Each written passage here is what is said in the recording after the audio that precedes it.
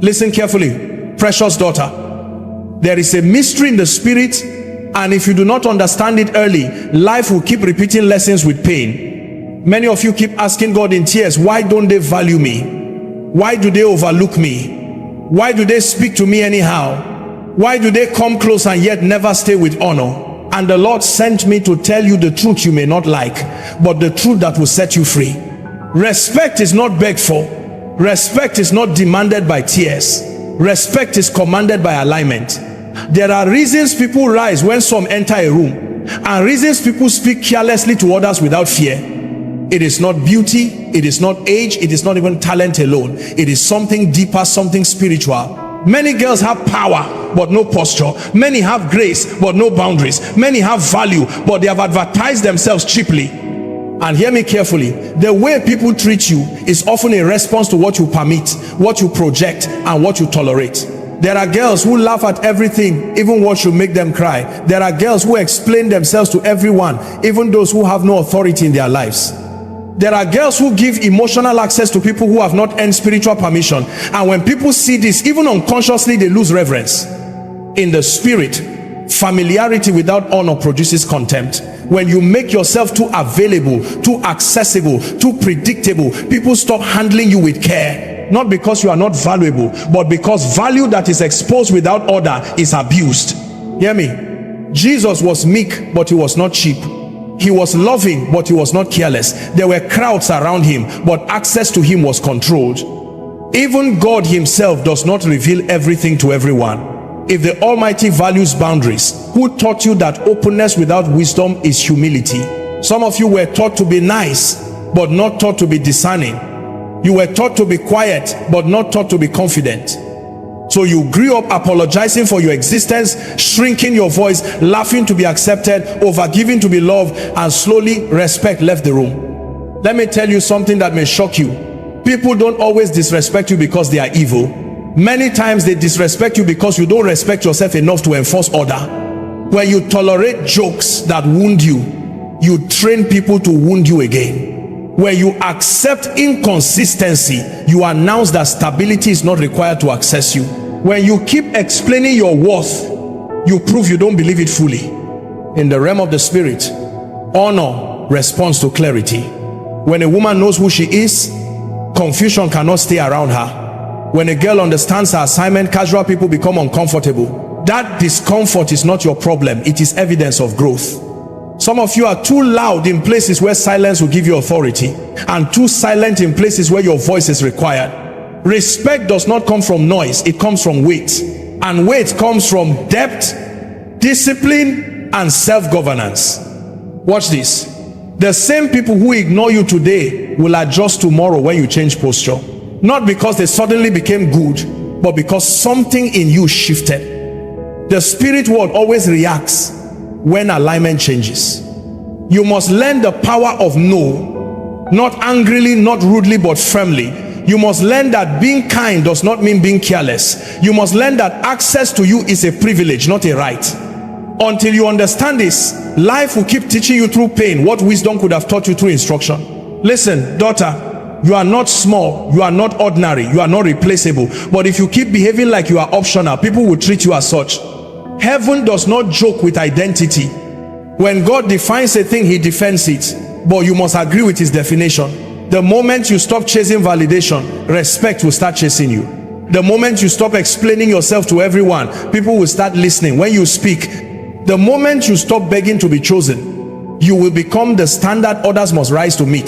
This is not about pride, this is about order. This is about alignment. This is about restoring the dignity God placed upon you before opinions touched you. So today, lift your head, adjust your posture, guard your heart, filter your words, choose your access, walk slowly, speak wisely, and watch how the same world that ignored you begins to handle you with care, not because you change your value, but because you finally honored it. Listen to me carefully. There is a great deception many people carry through life, and it is the belief that respect is something you negotiate for with people. You don't negotiate for respect. You don't beg for it with silence. You don't buy it with overgiving. Respect follows alignment, not approval. And until this truth settles in your spirit, you will keep exhausting yourself trying to be accepted by people who were never assigned to honor you.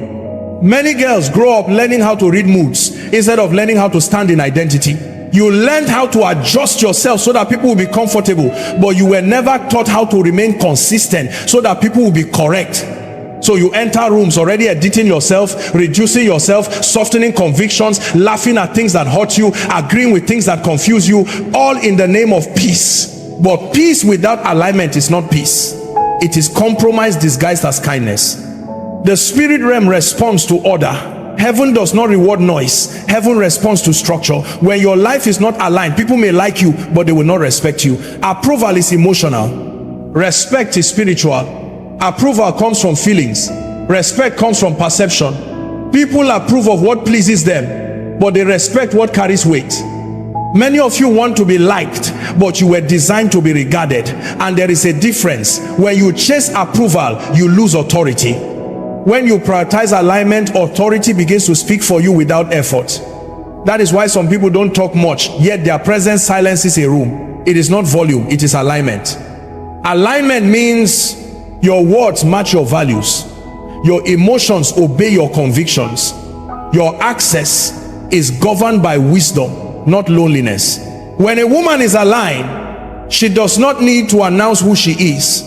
The atmosphere adjusts on its own. Confusion cannot stay long around clarity.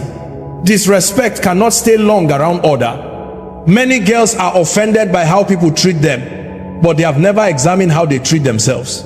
You apologize too quickly, you explain too much, you tolerate inconsistency, you keep returning to places where your value is questioned. And the spirit world records patterns. Men record patterns. People respond to patterns.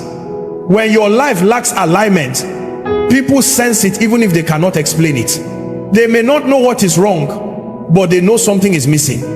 And instead of rising to meet you, they descend to manage you. That is when jokes increase. That is when boundaries are crossed. That is when familiarity begins to remove honor. Hear this truth and don't resist it. Not everyone who disrespects you hates you. Some disrespect you because your life signals permission. Alignment removes that permission. Alignment says, this is who I am and this is how I function. When people meet clarity, they adjust or they exit.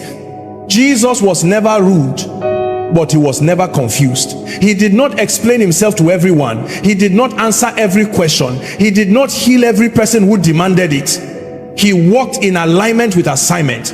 And because of that, even demons recognized him. Authority responds to alignment before it responds to words. When you are aligned, you stop trying to prove your worth. You stop auditioning for spaces you were not sent to. You stop begging for consistency. You stop over-functioning in relationships. You start moving slower, speaking fewer words, observing more, deciding with wisdom. Respect does not come when people finally understand you.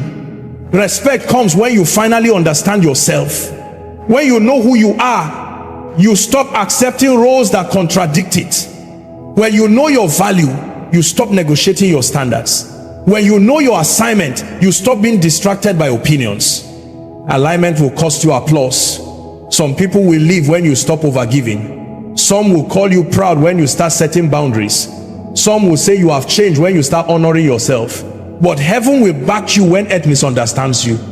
The tragedy is not that people don't respect you. The tragedy is when you keep living out of alignment just to be approved by those who cannot define your destiny. The moment alignment becomes more important than acceptance, something shifts in the spirit. Something shifts in your voice. Something shifts in your presence. Something shifts in the way people look at you, listen to you, and approach you. Let me speak to you with honesty and love.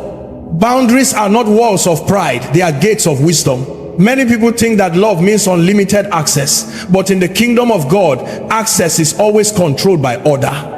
When boundaries are absent, value is abused. Not because the value is small, but because it is exposed without protection. Many girls confuse tolerance with virtue. You were told that enduring everything makes you strong, that silence makes you spiritual, that accepting bad behavior makes you mature. But hear this truth. Endurance without wisdom is self-betrayal. God never called you to be available to everyone. He called you to be steward of yourself. The way people handle you is a direct response to the rules you set around your life. If your time is always available, it will never be honored. If your emotions are always accessible, they will never be protected. If your presence is always guaranteed, it will never be valued. Boundaries teach people how to approach you, how to speak to you, and how to remain in your life. In the spirit realm, honor follows structure. Even in heaven, there are ranks, order, and protocols. Angels do not move randomly, they move by assignment.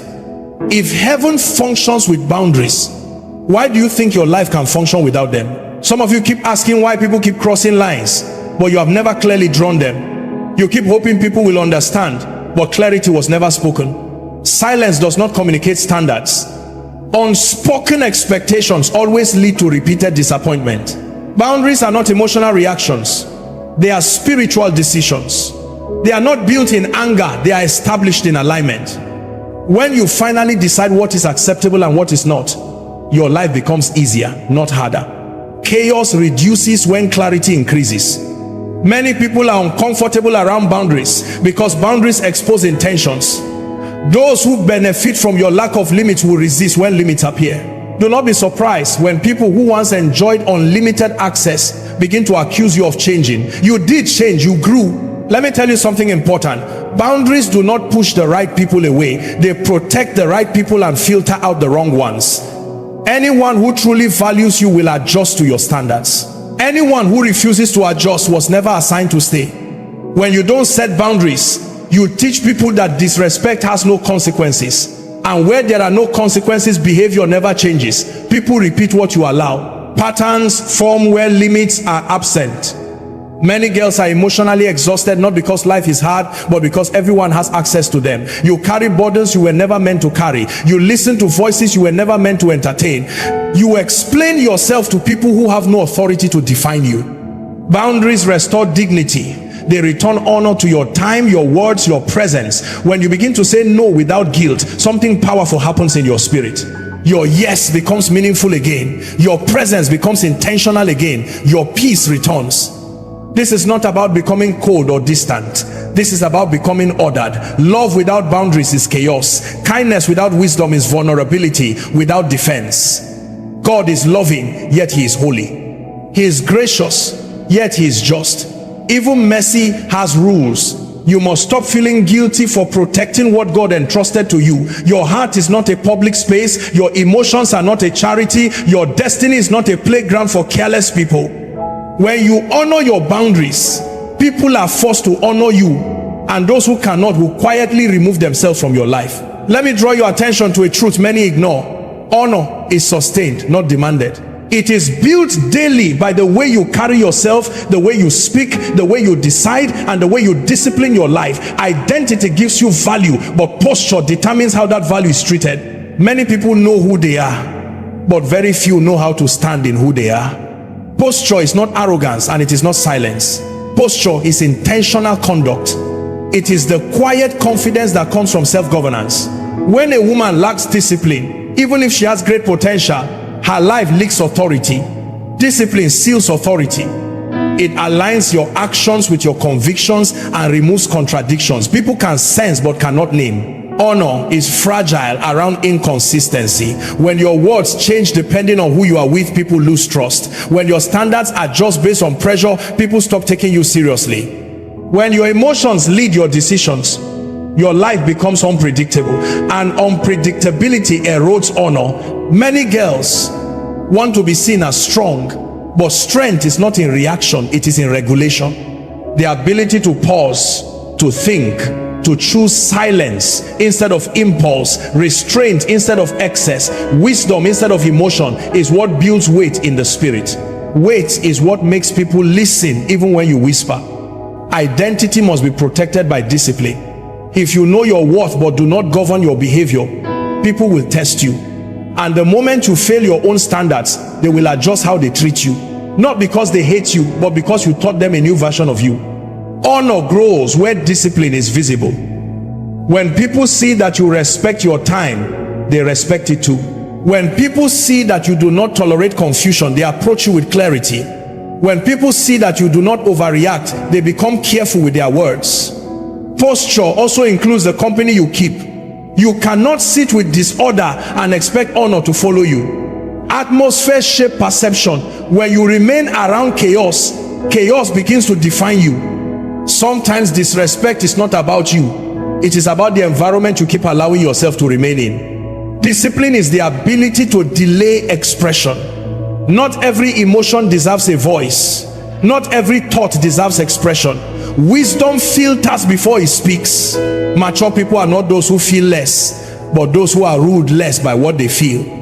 Honor responds to consistency over time. People watch patterns, not promises. They observe how you handle pressure, correction, misunderstanding, and success. Over time, your response is teach them how to regard you. Some of you are too available, too reactive, too expressive, and too open, and you wonder why people do not handle you with care. Carelessness invites carelessness. Order invites honor. When your life is structured, people become structured around you. Self-governance is the highest form of authority. When you can control your words, your emotions, your access, and your reactions, you no longer need to control people. Authority begins within before it manifests without. Honor is sustained when identity is clear, posture is intentional, and discipline is consistent. When these three work together, respect becomes natural, not forced. You no longer have to remind people how to treat you. Your life speaks before your mouth opens. The atmosphere adjusts before you explain. And even those who do not like you will be forced to acknowledge the weight you carry.